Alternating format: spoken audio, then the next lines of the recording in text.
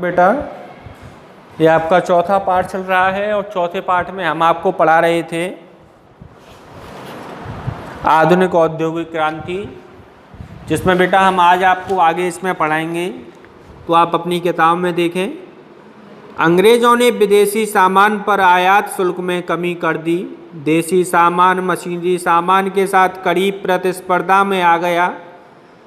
भारत में अंग्रेज़ों ने बड़े ही उद्योगों पर अधिकार कर रखा था, जिससे प्राप्त लाभ से वे अपना देश विकसित करने में लगे थे। उस संपत्ति से भारतीय उद्योग का कुछ भला न हुआ। संपूर्ण धन धीरे धीरे भारत से बाहर जा रहा था। दादा भाई नौरोजी, जो एक प्रमुख राष्ट्रवादी थे, ने अपनी पुस्तक अंग्रेजी शासन और भारत की गरीबी में लिखा है, अंग्रेजी शासन में देश की संपत्ति निरंतर बाहर जा रही थी। भारत से एकत्रित राजस्व का बड़ा भाग अंग्रेज अधिकारियों के गृह शुल्क, वेतन, पेंशन और बचत के रूप में भेजा जाता था। भारत की जनता की आर्थिक स्थिति अत्यंत शोचनीय थी। भारत की प्रति व्यक्ति आय संसार में सबसे कम थी, जिसके पास धन न था, और अभावग्रस्तों के मध्य की खाई बहुत चौड़ी थी। जमींदार, कारखानों के स्वामी और व्यापारी अत्यंत समृद्ध थे, जबकि किसानों, शिल्पकारों ने आधुनिक उद्योगों के आने और कड़ी प्रतिस्पर्धा के कारण अपनी जीविका खो दी थी। किसानों पर अत्यधिक कर था।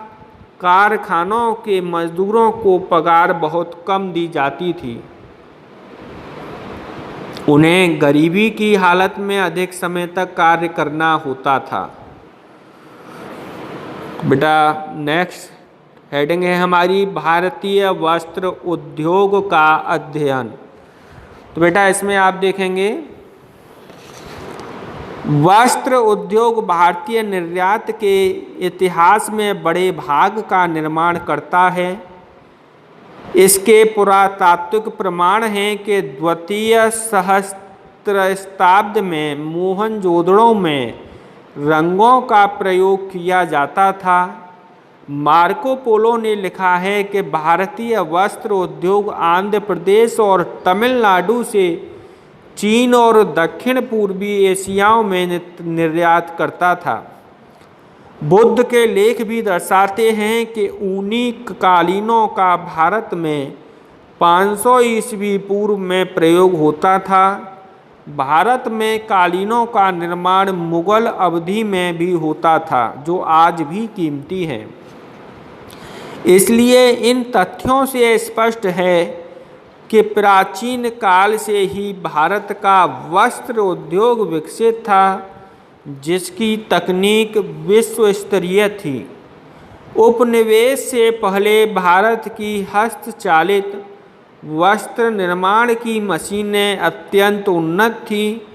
प्राकृतिक स्रोत जैसे सिल्क, सूत और जूट भारत के विभिन्न भागों जैसे ढाका, मुर्शिदाबाद, बनारस, लखनऊ इत्यादि में उपलब्ध थे, जो प्रमुख भारतीय वस्त्र निर्माण केंद्र थे।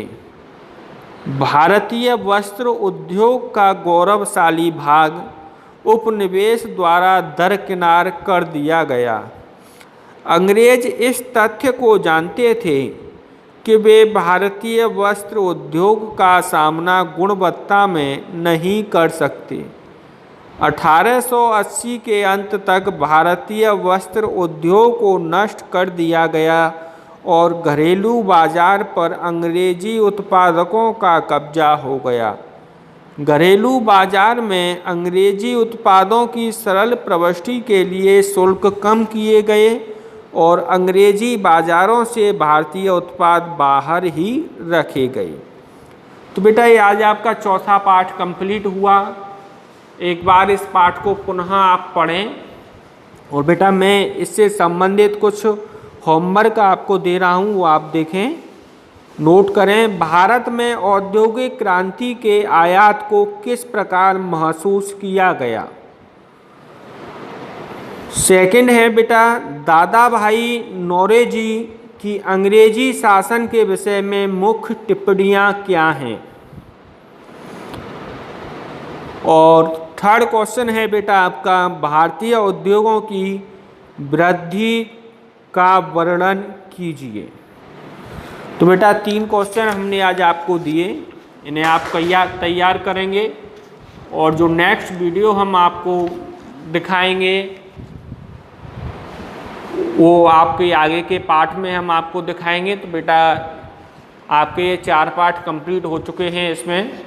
अब हम आपको अपनी नेक्स्ट वीडियो में, ये इतिहास के 4 पार्ट चल रहे थे, हम नेक्स्ट वीडियो में हम आपको बताएंगे भारत नागरिक शास्त्र, जो आपका पार्ट 2 है, और इसमें पहला पार्ट है संविधान की भूमिका। तो बेटा आप देखते रहें और अपना होमवर्क साथ ही साथ तैयार करते रहें। धन्यवाद बेटा।